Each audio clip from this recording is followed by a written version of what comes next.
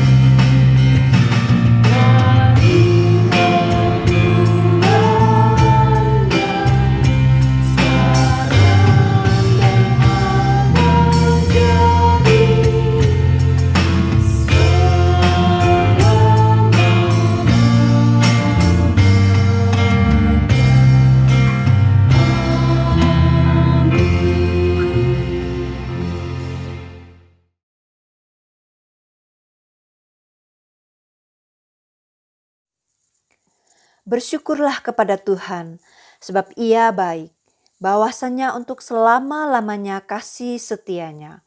Bersyukurlah kepada Allah segala Allah, bahwasanya untuk selama-lamanya kasih setianya. Inilah nas pembimbing kita pada pagi hari ini yang terambil dari Mazmur 136 ayat 1 dan 2. Jemaat yang dikasihi oleh Tuhan, dalam situasi dan kondisi saat ini, sulit bagi kita untuk mengatakan ada damai sejahtera di dalam kehidupan kita. Tetapi damai sejahtera yang sejati tidak tergantung situasi dan kondisi yang ada, karena damai sejahtera berasal dari Tuhan. Mari kita sambut dengan nyanyian Nafiri Rohani nomor 34 ayat 1 dan 4.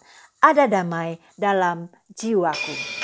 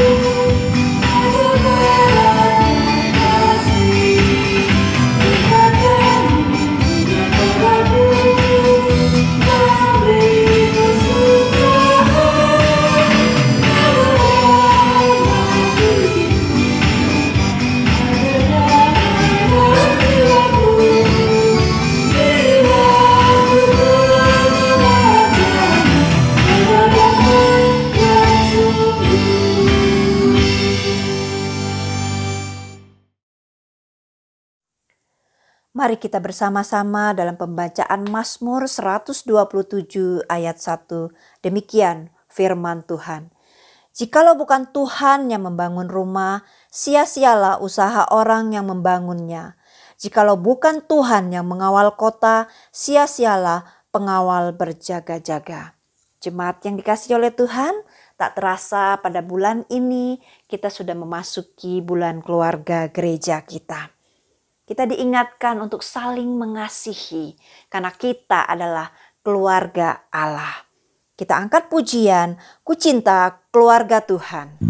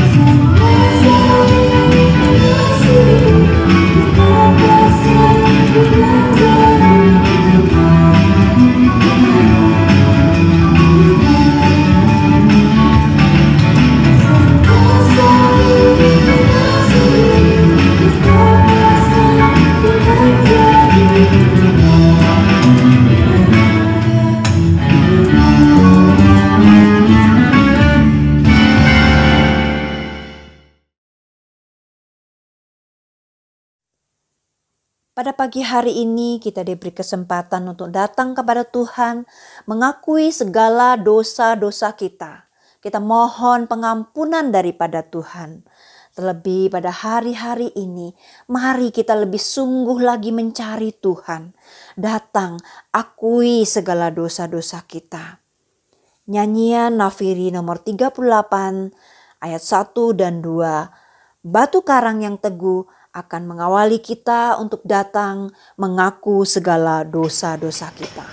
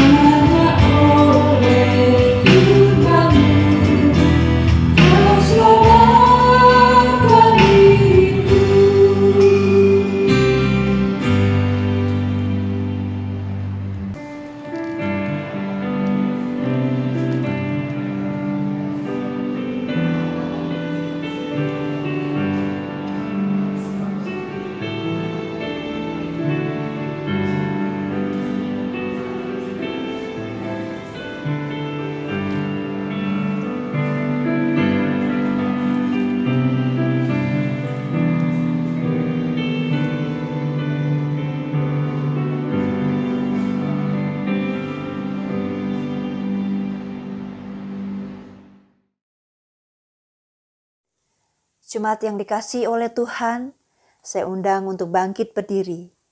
Tiba saatnya kita akan mendengarkan sebagian daripada kebenaran firman Tuhan. Mari kita mempersiapkan hati dan pikiran kita, memfokuskan hati kita untuk boleh menikmati kebenaran firman Tuhan.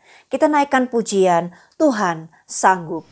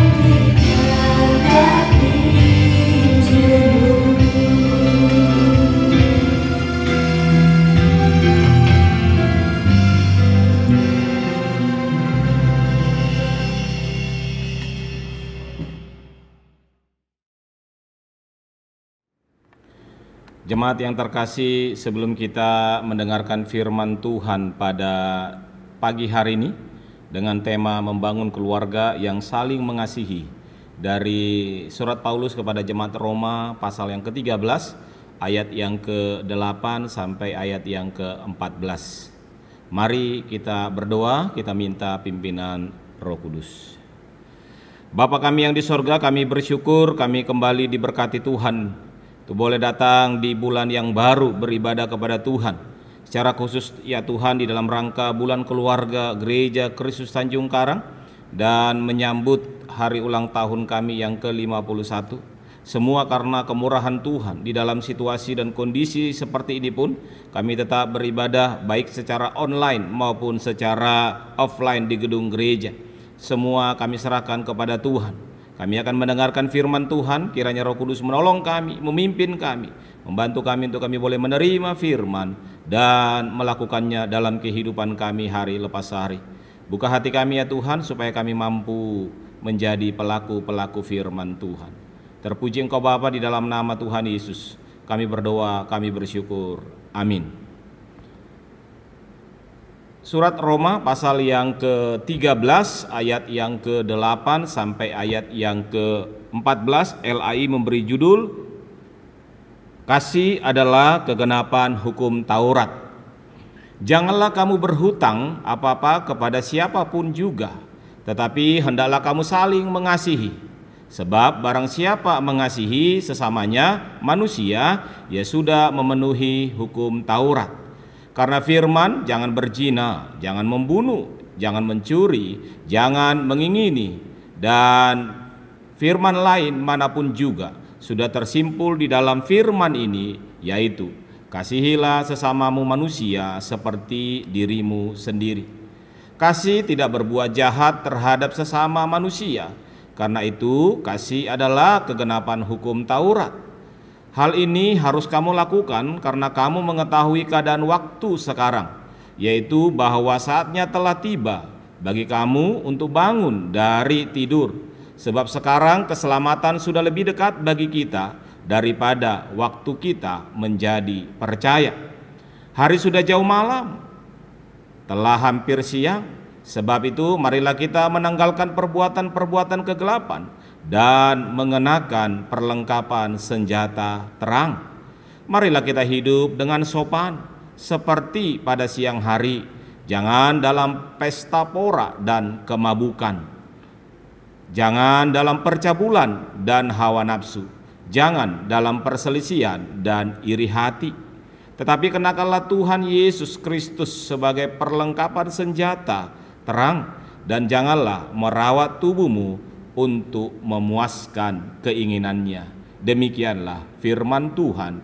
Yang berbahagia ialah kita yang mendengar, merenungkan, dan melakukan firman Tuhan dalam kehidupan kita. Haleluya.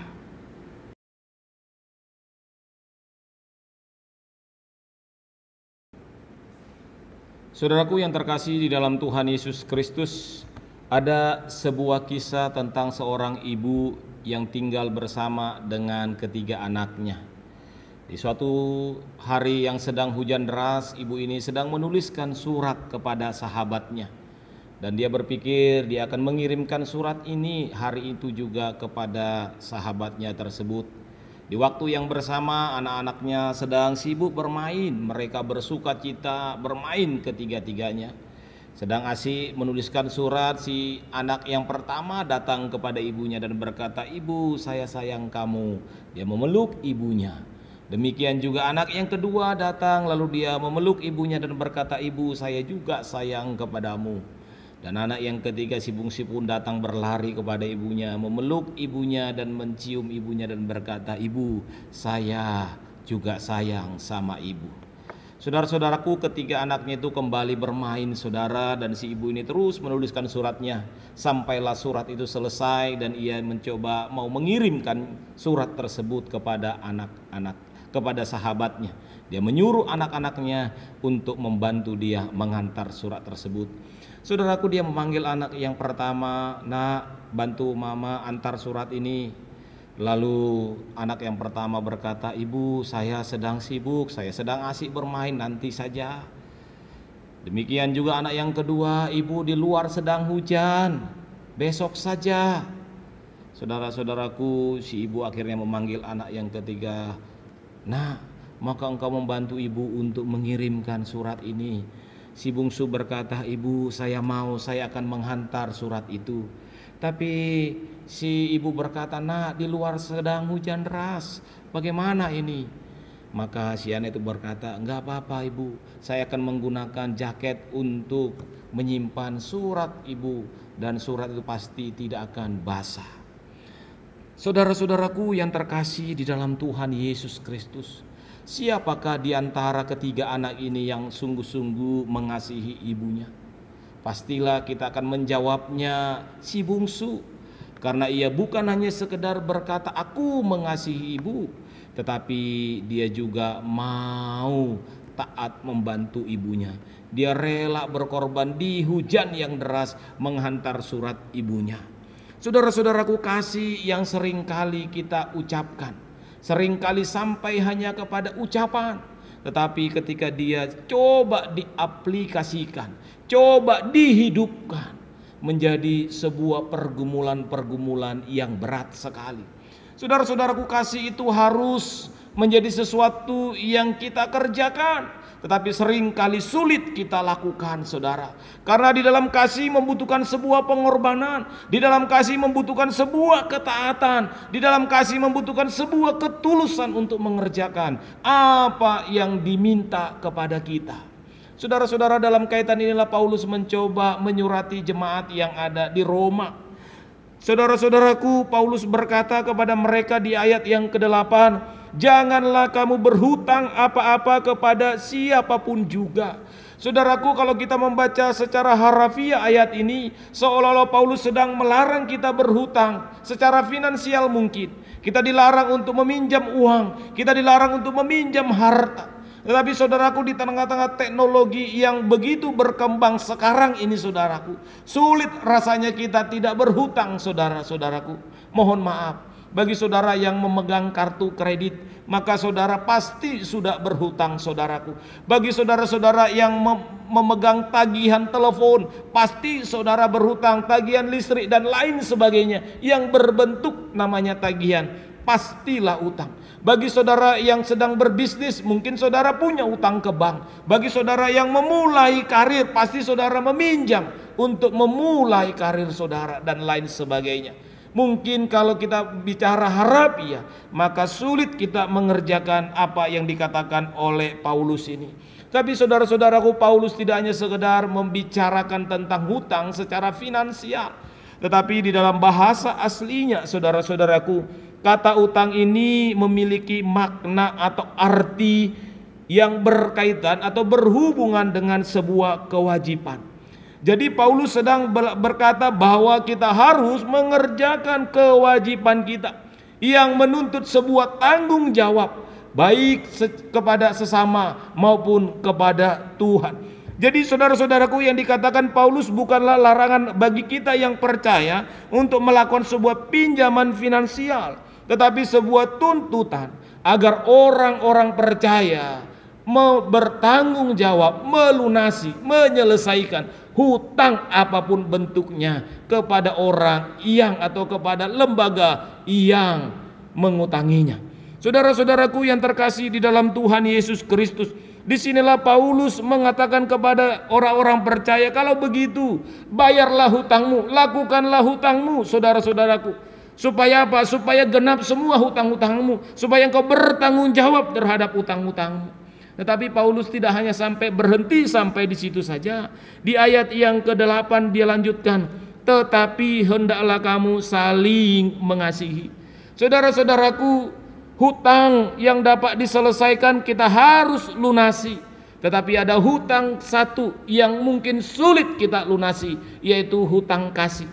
Maka di ayat yang ke-8 ini terjemahan lainnya mungkin bisa kita katakan sebagai kalimat berikut, saudara. Bayar lunaslah semua hutang-hutangmu kecuali hanya dalam kasih.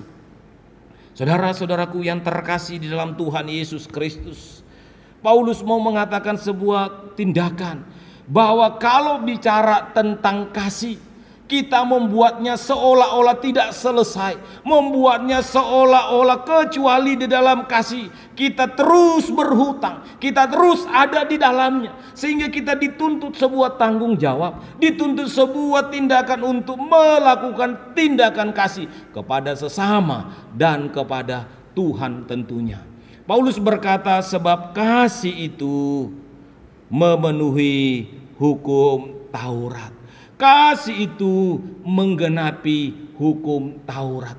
Saudara-saudaraku, ketika Tuhan memberikan hukum Taurat kepada umat Israel pada waktu itu, saudaraku, Tuhan sedang mengatur ritme kehidupan orang Israel. Bagaimana orang Israel berhubungan dengan Tuhan dan bagaimana hubungan umat kepada sesamanya, dan dilakukan dalam sebuah tindakan kasih. Hukum yang pertama sampai yang keempat bicara relasi kasih kita kepada Tuhan, dan hukum yang kelima sampai yang ke-10 bicara bagaimana relasi kasih kita kepada sesama. Tetapi seringkali di dalam pengimplementasiannya, saudara, bangsa Israel, umat Israel, khususnya ulama-ulama pada waktu itu, ahli Taurat, orang Farisi, imam-imam, mereka terus membuat aturan demi aturan, menurunkan aturan yang sangat ketat, sehingga jatuhlah umat kepada sebuah legalisme. Saudara-saudaraku, akhirnya orang-orang Israel hanya tahu melakukan hukum Taurat, tetapi pada waktu bersamaan mereka tidak melakukan kasih. Saudaraku, Paulus berkata, kalau kita sedang mengerjakan kasih, maka kita sedang mengerjakan hukum Taurat di waktu bersamaan. Kita sedang menyelesaikan hukum Taurat, karena hukum Taurat itu hanya berbicara kasih, saudara.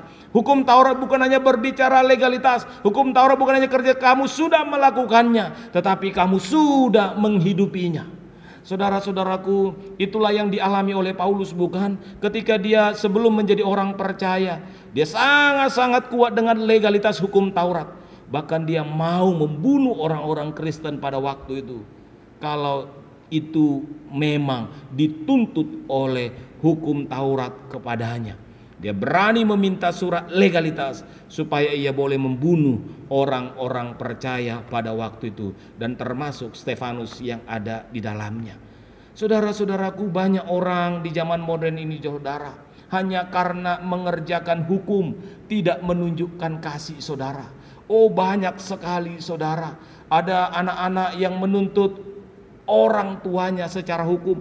Ada anak-anak yang rela membunuh ibunya. Ada orang tua yang rela membunuh anak-anaknya. Saudara-saudara, karena tuntutan-tuntutan tertentu, ada orang yang rela meninggalkan keluarganya dan lain sebagainya. Hukum adat seringkali, hukum tradisi seringkali lebih kuat dari hukum kasih, saudara. Saudaraku, Paulus berkata, tidak. Ketika engkau sedang mengerjakan hukum kasih, engkau juga mengerjakan hukum Taurat yang ada di dalamnya. Saudara-saudaraku yang terkasih di dalam Tuhan Yesus Kristus, Paulus memberikan sebuah contoh tentang tindakan-tindakan hukum Taurat yang dikerjakan ketika kita mengerjakan kasih. Di ayat yang ke-9 Paulus berkata, jangan berzina, jangan membunuh, jangan mencuri, jangan mengingini, jangan bersaksi dusta dan lain sebagainya, saudara. Ketika kita hidup di dalam kasih, kita tidak akan membunuh orang, kita tidak akan berzina, kita tidak akan berselingkuh, kita tidak akan mencuri dan lain sebagainya, saudaraku. Saudara, hukum kasih inilah yang dihidupi seharusnya bagi kita orang percaya. Seorang ahli Taurat dalam Lukas pernah berkata kepada Yesus, "Guru, apa yang harus kulakukan supaya aku mendapat hidup yang kekal?" Yesus berkata kepada dia, "Apa yang kau baca dalam kitab suci?" Orang itu berkata, "Kasihilah Tuhan Allahmu dengan segenap hatimu, dengan segenap jiwamu, dengan segenap akal budimu, dan dengan segenap kekuatanmu." Maka Yesus berkata, "Jawabmu benar, berbuatlah demikian." Oh saudara, untuk membenarkan diri orang ini berkata, "Kalau begitu, siapakah sesamaku manusia yang harus kukasihi?" Saudara, dia merasa sudah melakukannya, saudara. Tapi siapa saudara yang harus kukasihi? Saudara, untuk menjelaskan ini Yesus memberikan sebuah ilustrasi tentang orang Samaria yang baik hati itu. Yesus menjelaskan dalam sebuah perjalanan ada seorang Yahudi yang sedang dalam perjalanan, ia dirampok, ia dipukul, ia luka-luka dan dibiarkan di pinggir jalan, saudara. Maka lewatlah seorang imam itu melaluinya karena imam itu takut kena darah. Maka lewatlah seorang Lewi, ia juga tidak menolong orang itu dan meninggalkan orang itu. Maka lewatlah seorang Samaria, dia bukan hanya berhenti melihat orang itu, saudara, tetapi dia mencoba untuk menolong orang itu. Dia membersihkan luka-lukanya dan membawa orang yang sedang luka itu ke penginapan dan memberi uang kepada orang yang merawat di penginapan dan berkata, "Kalau ada yang kurang untuk orang ini engkau lakukan, nanti saya akan kembali dan akan melunasinya kepadamu." Saudara-saudaraku, Yesus berkata, "Siapakah saudara dari orang yang terluka ini?" Maka semua berkata, "Orang yang telah membantunya," yaitu orang Samaria. Saudara, bagi orang Yahudi, orang Samaria adalah, mohon maaf, kafir. Bagi orang Yahudi, orang Samaria adalah orang yang seharusnya binasa. Mereka tidak lagi memegang hukum-hukum Taurat. Mereka tidak lagi memegang hukum-hukum Musa. Tetapi dalam ilustrasi yang yang diberikan oleh Tuhan Yesus itu, justru orang Samaria itulah yang menunjukkan hukum Taurat di dalam kasih kepada orang yang terluka ini. Saudara-saudaraku yang terkasih di dalam Tuhan Yesus, ayat 10 berkata, "Kasih tidak berbuat jahat terhadap sesama, karena itu kasih adalah kegenapan hukum Taurat." Kasih adalah kegenapan hukum Taurat. Saudara-saudaraku, kalau kasih adalah kegenapan hukum Taurat, maka kalau kita mengerjakan kasih, maka kita sedang melakukan hukum Taurat itu. Saudara-saudaraku, Paulus menarik kesimpulan, saudara, di dalam ayat yang kita baca tadi. Kenapa Paulus melakukan bahwa perbuatan kasih itu adalah sebuah perbuatan yang bisa dikatakan sebagai hutang, saudara-saudaraku. Saudara, Paulus punya pengalaman tentang hutang kasih ini, saudara. Kalau kita membaca di dalam Roma 1 ayat 14, Paulus berkata, aku berhutang baik kepada orang Yahudi maupun kepada orang Yunani. Oh saudara, Paulus berhutang kepada orang Yunani dan kepada orang Yahudi. Hutang apakah yang diutangi oleh Paulus, saudaraku? Yaitu utang anugerah keselamatan yang harus disampaikan Paulus baik kepada orang Yahudi maupun kepada orang Yunani. Kabar baik, kabar cinta kasih Allah kepada dunia ini yang harus disampaikan Paulus kepada orang-orang Yahudi maupun kepada orang-orang Yunani, kepada orang-orang yang berpendidikan dan kepada orang-orang yang tidak berpendidikan. Saudaraku, Paulus menyadari bahwa dia sedang berhutang kepada Allah di dalam kasih, karena Allah lah yang telah menyelamatkan dia, Allah lah yang memberikan keselamatan kepada Paulus, Allah lah yang memilih dia menjadi rekan sekerja, Allah lah yang memanggil Paulus untuk hidup di dalam ladang pelayanan yang dipercayakan kepadanya. Maka di dalam hutang seperti inilah Paulus berkata, aku berhutang kepada Allah melalui orang-orang Yahudi, melalui orang-orang Yunani. Supaya apa? Supaya mereka boleh mendengar kabar kasih anugerah Allah. Saudara-saudara, hutang kasih kepada Tuhan menjadi motivasi terbesar bagi Paulus untuk tetap di dalam pelayanan. Motivasi yang terbesar bagi Paulus untuk terus rela menderita, rela dipenjara, rela ditinggalkan, rela dihianati, dan bahkan berkorban hampir mati untuk memberitakan Injil saudara. Saudara-saudaraku, di dalam tuntutan yang diberikan kepada Paulus, yaitu hutang kasih tersebutlah, Paulus juga mendesak supaya umat pada waktu itu benar-benar punya sense, benar-benar punya keinginan, merasa masih berhutang kasih kepada Allah, supaya mereka hidup di dalam kasih, bukan di dalam perpecahan. Supaya mereka hidup di dalam memberitakan kasih Allah yang besar kepada dunia, bukan kepada hal-hal yang lain. Saudara-saudaraku, kalau kita membaca di pasal 14, itu berkaitan tentang jangan menghakimi. Pasal 15 kita melihat bagaimana Paulus membuat orang-orang percaya menjadi keluarga Allah.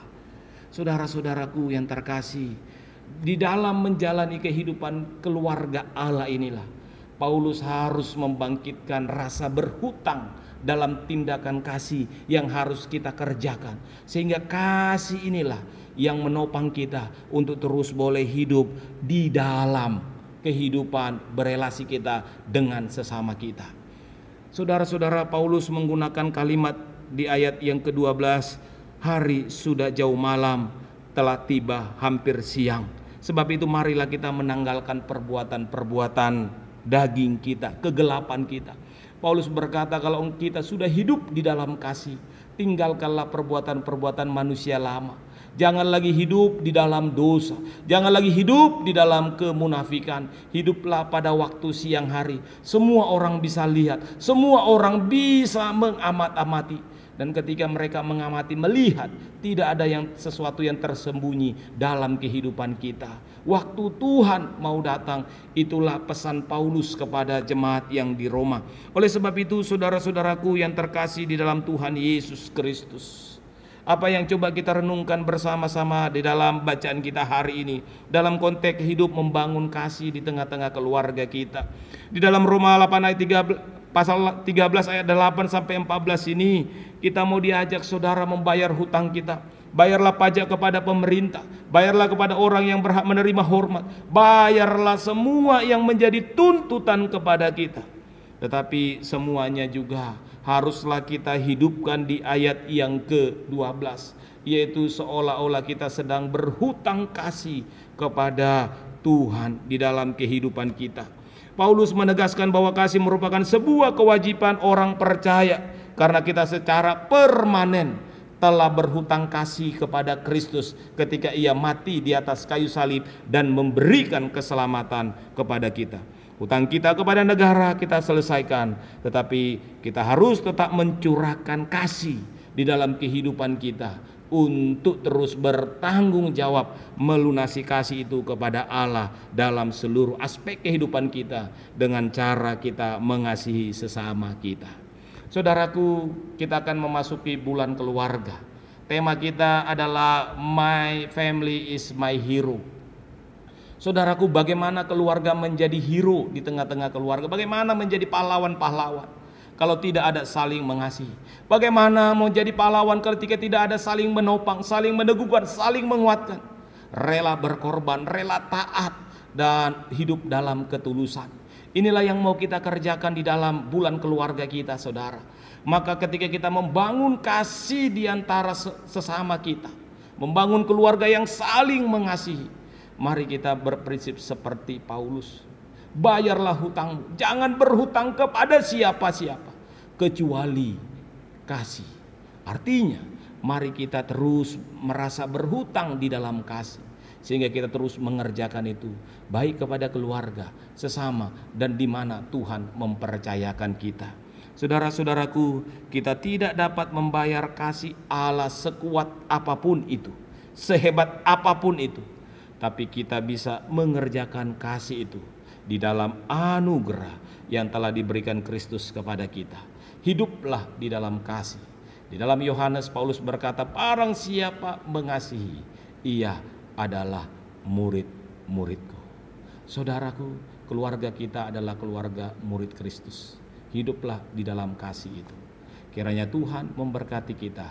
Selamat memasuki bulan keluarga tahun 2020 dan menyambut ulang tahun Gereja Kristus yang ke-51. Tuhan Yesus memberkati kita. Amin. Mari kita berdoa. Bapa kami yang di sorga, terima kasih kami telah mendengarkan firman Tuhan. Melalui Paulus kami diajak untuk tidak berhutang apa-apa. Ini berarti kami harus menyelesaikan tugas tanggung jawab kami di dalam Tuhan. Kami harus mengerjakan tanggung jawab kami, apa yang dibebankan kepada kami. Tetapi di dalam kasih, Paulus berkata, seolah-olah kami punya hutang, supaya kami mampu mengerjakannya, supaya kami terus menghidupinya, dan sampai kami mampu melunasinya. Kami percaya Tuhan ini adalah panggilan yang sulit, tapi kami berdoa kiranya Tuhan menolong kami. Di dalam anugerah Tuhan, kami boleh saling mengasihi. Di dalam anugerah Tuhan, kami boleh saling menopang. My family is my hero adalah tema besar bulan keluarga kami, ya Tuhan. Keluarga yang menjadi pahlawan satu dengan yang lainnya adalah keluarga yang hidup saling mengasihi, keluarga yang hidup saling menopang, saling mendukung, dan saling memberi kekuatan.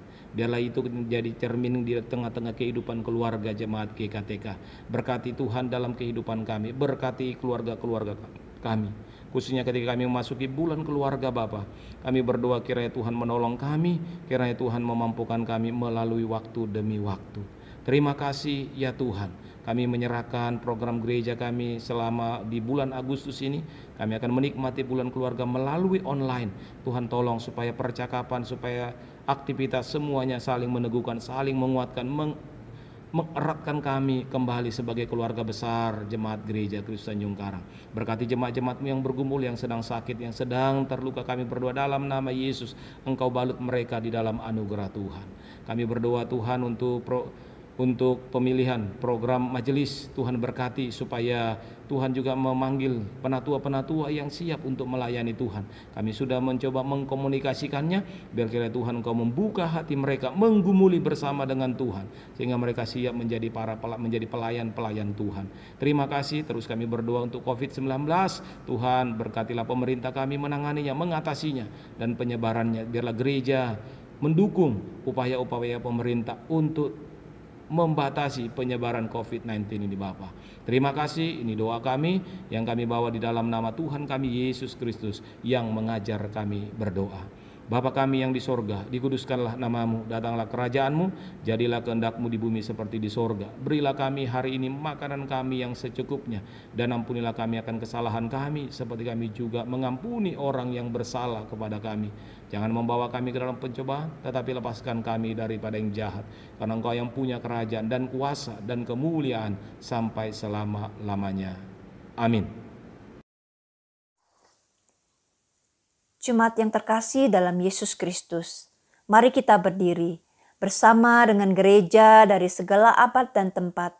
Marilah kita mengikrarkan pengakuan iman percaya kita sesuai dengan pengakuan iman rasuli dengan berkata, Aku percaya kepada Allah, Bapa yang Maha Kuasa, Khalik langit dan bumi, dan kepada Yesus Kristus anaknya yang tunggal Tuhan kita, yang dikandung dari Roh Kudus, lahir dari anak darah Maria, yang menderita di bawah pemerintahan Pontius Pilatus, disalibkan, mati dan dikuburkan, turun ke dalam kerajaan maut. Pada hari yang ketiga bangkit pula dari antara orang mati, naik ke surga, duduk di sebelah kanan Allah, Bapa yang Maha Kuasa, dan akan datang dari sana untuk menghakimi orang yang hidup dan yang mati. Aku percaya kepada Roh Kudus, gereja yang kudus dan am, persekutuan orang kudus, pengampunan dosa, kebangkitan orang mati, dan hidup yang kekal. Amin.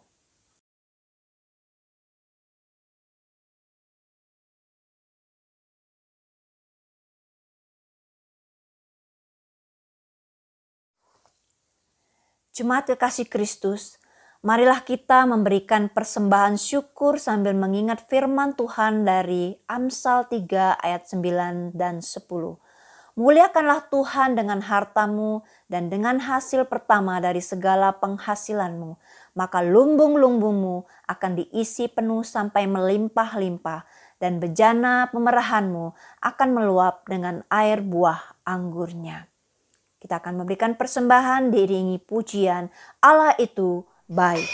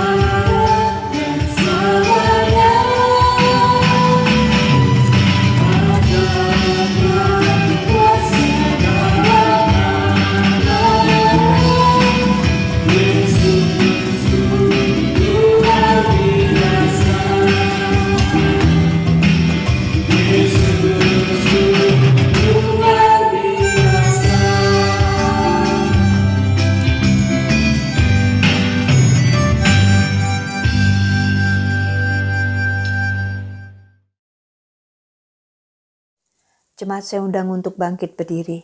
Mari kita berdoa. Bapa yang di surga, kami sungguh mengucap syukur Tuhan atas kasih setia penyertaan Tuhan dalam kehidupan kami hari lepas hari Tuhan.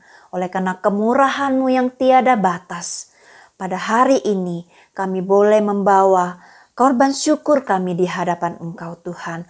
Biarlah Engkau sucikan dan kuduskan persembahan ini, kiranya boleh dipergunakan untuk kemuliaan nama Tuhan saja. Di dalam nama Tuhan Yesus kami berdoa dengan ucapan syukur. Haleluya. Amin. Jemaat tetap berdiri.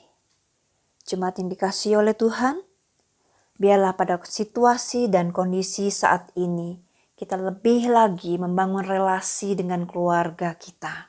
Saling mengasihi, saling melayani, bersama keluarga kita melayani Tuhan. Kita akan menaikkan pujian pengutusan bersama keluargaku.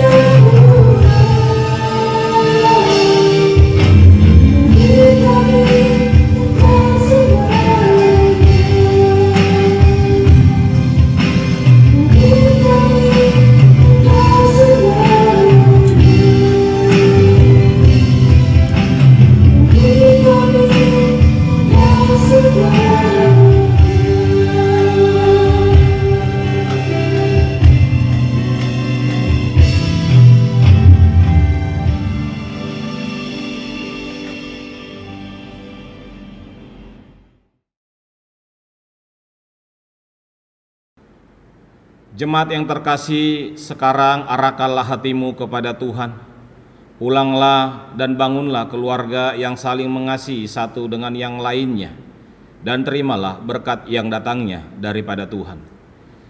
Kiranya Allah Bapa dan Tuhan kita Yesus Kristus dalam penyertaan Roh Kudus memberikan kepada saudara kelimpahan di dalam kasih seorang kepada yang lain, dari sekarang sampai selama-lamanya. Amin. Kepada Allah beri puji.